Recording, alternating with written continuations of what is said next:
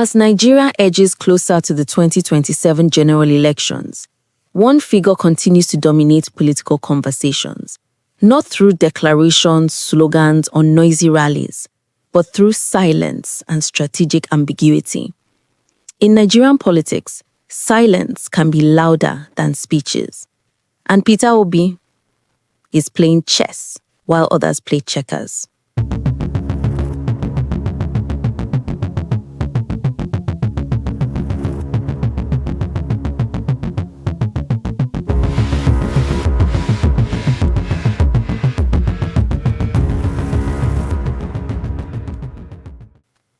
Peter Obi, widely considered the country's most popular opposition figure, has become the most unpredictable variable in Nigeria's political equation.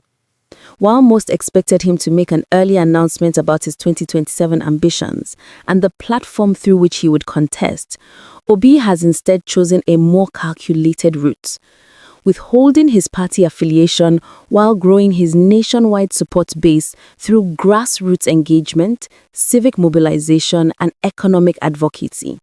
And so far, the strategy appears to be working.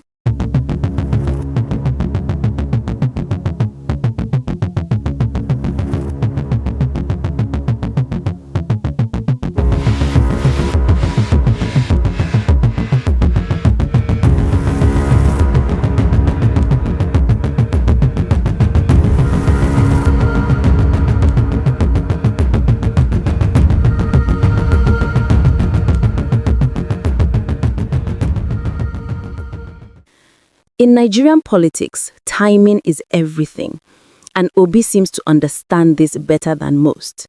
By refusing to disclose which political party he intends to use as his vehicle for the 2027 presidential election, he is frustrating the traditional tactics of the ruling All Progressive Congress (APC), which has continued to rely on early disruption, party infiltration, and engineered defections to weaken the opposition. It's a playbook that has worked time and again in Nigerian politics. Identify the perceived threat early, destabilize their base, buy off key allies, and fracture the coalition. But Obi's silence has rendered that approach impotent, at least for now. The ruling party, unsure whether Obi will stick with Labour Party or pivot to a broader coalition or new platform entirely, has found itself unable to act decisively. This deliberate vagueness buys him time, and more importantly, it buys him insulation from sabotage. They're nervous because the usual playbook of divide, distract, defect is useless against a ghost party. They can't infiltrate what hasn't been declared. They can't fracture what hasn't been formalized. They don't know which party he'll use. That's the problem. You can't destabilize what you can't see. While political opponents scramble in uncertainty, Obi is not idle, far from it. From town halls in Enugu to youth empowerment forums in Lagos, from economic summits in Kano to health facility visits in Jos, Obi is actively building what could become the largest organic political movement Nigeria has seen since the return to democracy in 1999. He's leveraging his Obidient movement, once dismissed as a social media trend, into a functional nationwide political network. Unlike conventional politicians, who rely heavily on elite endorsements, Obi's model focuses on public engagement, small donor fundraising, and community-based organizing.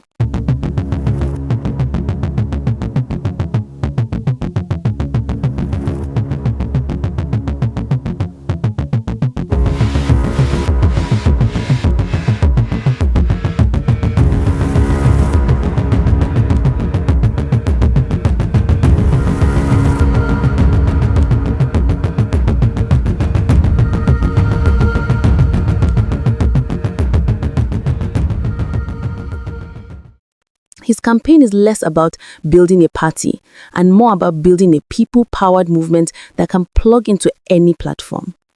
This is perhaps the most threatening aspect of his strategy to the establishment. He has decoupled popularity from party politics.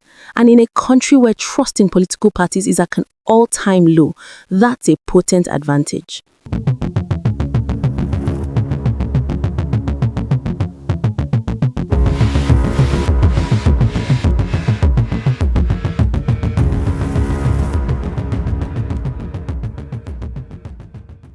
There's ADC coalition, but there are also murmurs of another political realignment ahead of 2027. Instead of zoning its presidential ticket to the south, ADC is reportedly throwing its primaries open to all. Obi can, but will not compete with Atiku's dollars out of sheer principle. Behind closed doors, discussions have reportedly taken place between Obi's camp and smaller parties, as well as disaffected figures within both the PDP and APC. The idea of a third force coalition, previously seen as unrealistic, now carries more weight, particularly if Obi were to lead it. If such a coalition were to materialize close to the election timeline, it would almost be impossible for the ruling party to stop its momentum, especially if the platform is announced after the APC has exhausted its resources attacking the wrong targets. The ruling party knows this, and that explains their growing nervousness.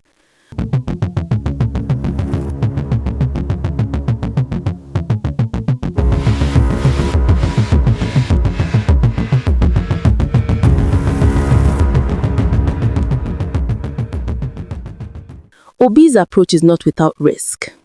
Nigeria's political environment can be unforgiving, and there's always the danger that late entry into the fray could limit his options or fracture momentum. But thus far, his timing has proven masterful. Rather than play the traditional game, Obi is redefining the board entirely.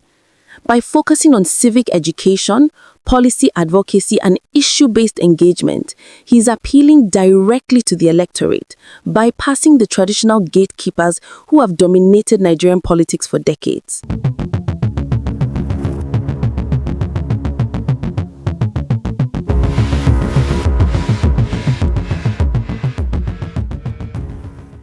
In doing so, he's not just running a campaign, he's shifting the culture.